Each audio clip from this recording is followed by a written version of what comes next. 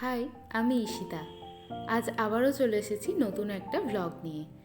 আজ আমরা দীঘা বেড়াতে যাচ্ছি। দীর্ঘ 9 বছর পর আমরা চারজনে একসাথে কোথাও বেড়াতে যাচ্ছি। ভাই তো প্রথমবার দীঘা যাচ্ছে, আমি অনেক ছোটবেলায় গেছি। যাওয়ার পথে আমাদের সাথে ঘটল অঘটন। বাসের টাওয়ারটা পাংচার করে যায়, তাই মাঝপথেই দাঁড়ালো বাস সারানোর জন্য। সেই মতো আমরাও বাস থেকে নেমে চলে গেলাম একটা ছোট্ট চায়ের দোকানে গিয়ে দেখলাম এখানে চা, রুটি আর মুড়ি পাওয়া যাচ্ছে। তো আমরা ঠিক করলাম যে আমরা মুড়ি খাবো। সেই মতন ভাই, আমি, মা বাবা সকলেই আমরা চানাচুর খেয়ে নিলাম। ভাইয়ের মুড়ি চানাচুর খেতে একদমই ভালো লাগছে না, তাও কিছু পাইনি দোকানে ভালো, সেই জন্যই খাচ্ছে বাধ্য হয়ে। আর আমার কিন্তু মুড়ি খেতে ভালোই লাগে, তাই আমিও এখানে মুড়ি খাচ্ছি। তারপর বাস ঠিক হয়ে গেল আর আমরা একে একে সকলে বাসে উঠে পড়লাম।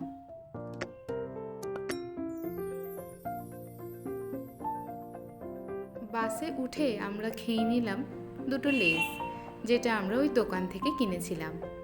ভাইয়ের লেজ খেতে খুবই ভালো লাগছে। তারপর আমরা দেখতে দেখতে পৌঁছে গেলাম দীঘায় এটা নতুন একটা মন্দির তৈরি হচ্ছে। পুরীর যে জগন্নাথ মন্দির, সেটারই অনুকরণে তৈরি হচ্ছে এই মন্দিরটা। এর ভেতরে এখনো কিন্তু প্রবেশ করতে দিচ্ছে না, বাইরে থেকেই যতটা দেখা যাচ্ছে তো সেটাই দেখলাম। তারপর আমরা নেমে পড়লাম দীঘার বাস স্ট্যান্ডে এসে প্রথমেই আমরা করে নিলাম আমাদের জলখাবার। দেখো, এখানে আমরা খাচ্ছি লুচি আর আলুর তরকারি। এগুলো খেতে বেশ ভালোই ছিল। তারপর খাওয়া দাওয়া সেরে আমরা গেলাম একটু হোটেল দেখতে। তারপর এখানে আমরা এই গেস্ট হাউসটায় ছিলাম, হোটেল পলাকা 2। দেখো, হোটেলের অ্যাম্বিয়েন্সটা কিন্তু বেশ ভালোই ছিল। এখানে সামনে কিছু গাছপালা ছিল আর ভেতরে ছিল কিছু মাছ। রঙিন মাছেদের দেখে মনটা বেশ খুশিই হয়ে গিয়েছিল। খুব সুন্দর সুন্দর মাছ ছিল এখানে। তারপর আমরা চলে গেলাম আমাদের রুমের দিকে। এটা ছিল আমাদের রুম।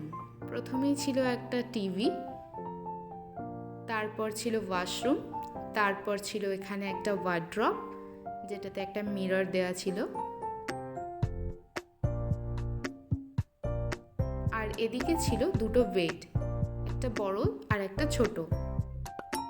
তারপর আমরা সকলে মিলে সমুদ্রের দিকে পাড়ি দিলাম সমুদ্র দেখার জন্য।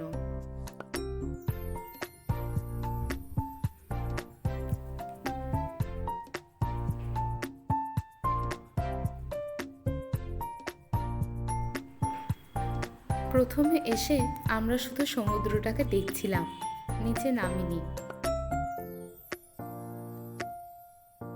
আমরা প্রত্যেকেই এই প্রকৃতিটাকে উপভোগ করছিলাম। তারপর আমরা চলে গেলাম নিচে। এখানে কিছু ছবি তোলার পর আমরা সমুদ্রের জলে পা দিলাম।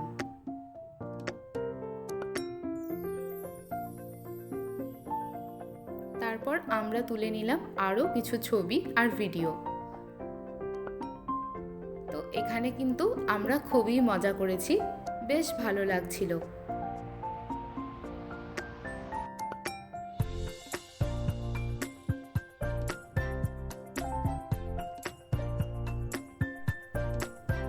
তারপর সমুদ্র থেকে উঠে আমরা চলে এলাম এই আইসক্রিম দোকানটাতে।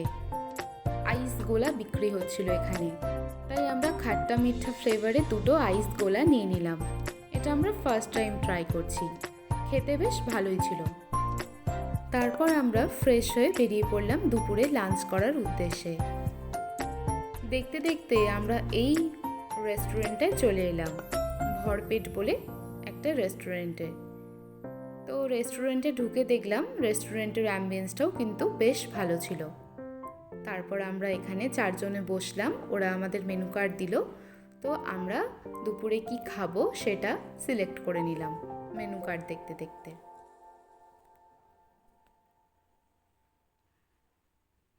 তারপর আমাদের লাঞ্চটাও চলে এলো, আমরা নিয়েছিলাম এই ভেজ থালিটা, যেটার মধ্যে ছিল আলু ভাজা, ডাল, এঁচোড়ের তরকারি, একটা মিক্সড ভেজ, তার সাথে ছিল চাটনি, পাঁপড় আর মিষ্টি।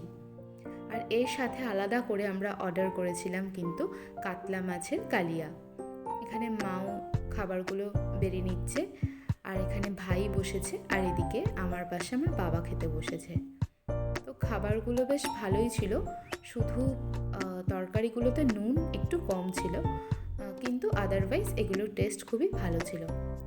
বিকালে আমরা রেডি হয়ে চলে এসেছি আমাদেরই যে হোটেলটা রয়েছে তার একটা পার্কে। এখানে বাঘমামাকে আমার ব্যাগের দায়িত্ব দিয়ে আমি চলে এলাম দোলনায় চড়তে। এবারে আমি চড়েছি, আমার ভাই চড়বে না সেটা কি হয়? তো আমার ভাইও কিন্তু এখানে দোলনায় চড়ছে। তারপর আমরা এখান থেকে বেরিয়ে পড়লাম কিছু সাইট সিইং করার উদ্দেশ্যে।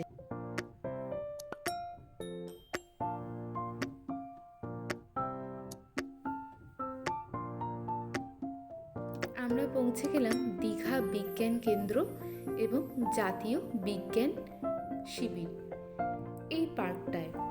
এটা বেশ সুন্দর ছিল, এর ভেতরে নানান রকম ইনোভেটিভ কিছু সায়েন্সের ওপরে দেখানো ওদের মডেল ছিল। তো দেখো, প্রথমে এখানে একটা কল থেকে জল পড়ছে, কিন্তু জলটা কোথা থেকে উঠছে সেটা কিন্তু বোঝা যাচ্ছে না। তো বিজ্ঞান মঞ্চের ভেতরে আমরা প্রবেশ করলাম, আর এখানে মজার মজার কিছু জিনিস দেখেছি, যেটা তোমাদের পরের ভিডিওতে শেয়ার করব। আজ এই পর্যন্তই, দেখা হচ্ছে পরের ভিডিওতে। বাই।